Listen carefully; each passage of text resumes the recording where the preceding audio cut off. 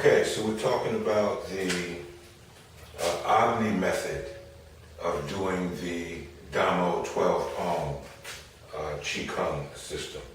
We did the subtle energy in tapes, lessons 1 and 2 of Damo, and now in 3 and 4 we'll talk about in 3 and demonstrate in part 4 the Damo Agni style. Couple of points. 1, squeezing. Remember the principle. If you take a sponge and you stick that sponge in with a somewhat dirty sponge, you stick that sponge in clean water and you squeeze it and you let it go, you squeeze it and you let it go, then it's just a matter of time before you begin to see the impurities that were in the sponge manifest themselves in the water. So the sponge is being cleaned. Well, we are in this pool of energy. We live in this pool of energy. And we pick up, let's just say, stagnation of one form or another. We pick up stagnation in the body. And we need to get that stagnation out. So one of the things that we do when we're doing the Agni breath, this squeezing, is to squeeze the sponge and let it go. Squeeze the sponge and let it go. To facilitate the kind of internal dynamics and internal pressure that especially impact the lymphatic system, but really, as we'll see and we'll talk about as we go along, impacts much more than just the lymphatic system, which is the purging, one of the main purging systems of the body. Okay. Number 2, potentiating chi. Squeeze a muscle, we potentiate chi. Why? Because chi moves to support the muscles.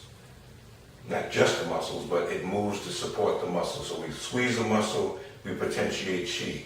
We release a muscle, the chi flows. So anytime that we're doing the Agni style, anything, but doing the Agni style breathing, we want to make sure that when we relax, we pay attention to the energy that we feel, how the body wants to move after we've completed that particular position or movement of squeezing. Okay, so potentiating chi. Squeezing the muscle potentiates chi, relaxing the muscles, chi flows. Number 3, condensing chi, or pushing chi, or moving or guiding chi to the bones and the marrow of the bone. So we know that we can do this. We don't approach it like, well, I'm going to try it. No, we know that we can do this. And when we take the position to move chi through the body and we begin to squeeze and let it go, squeeze and let it go, that squeezing puts pressure on the bone. And as the bone gets stimulated, and not that big pressure, but it puts pressure on the bone. And as the bone gets stimulated on those micro pulses, as the bone gets stimulated, it's energy flowing into the bone itself, which will make the bone stronger, and then also that energy is going into the bone marrow, which improves the capacity of the bone marrow to do what it does, primarily making new blood cells. Okay, so condensing chi, you want to think in terms of going as far into the body as possible, meaning that means going all the way to the bone marrow. So, subtle energy, we imagine what is going to happen, right? When we did the subtle energy, we just thought about pushing down.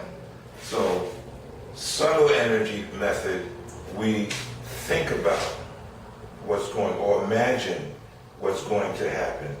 With the Agni, we cross the threshold from as if into actual movement, and we allow Yi, the mind, to guide Li, the muscular system, to actually move the body. Not in an exaggerated way, but to actually move the body while the body is moving under this dynamic moving tension. Okay. Let's see.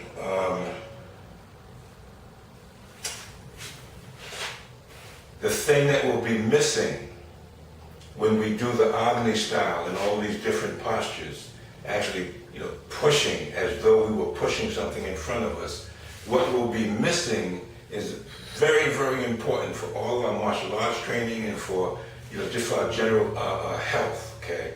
And that is pushback, okay? We'll talk more about pushback in a future video and devote some time to it. But it's very important to understand that pushback is a major part of what we're able to do in terms of moving energy through the body. The energy, the force of pushback, that is energy coming from the earth in response to what you and I are doing. I mentioned dynamic moving tension, DMT, right? So that's movement under tension. So when we cross that threshold, dynamic moving tension, if we're pushing forward, this would be isometric tension, right? The muscles are pushing and pulling at the same time so that the hand can't move, the arm can't move forward. So we're going to create a level of isometric tension and then give dominance to the muscles that are moving in the direction of the push. So the arm is still under dynamic tension, but we've imbalanced it so that it can move forward, okay? We're going to do that with each of the movements in each of the directions that we go. Remember to be light with the breath, not too much pressure with the tongue to cut off the ability of the air to escape. That's fine, okay? Don't go, too much, right?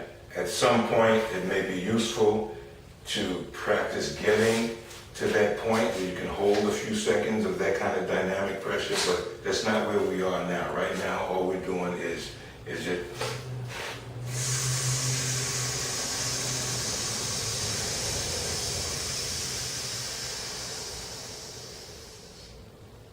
okay, just like that, no more.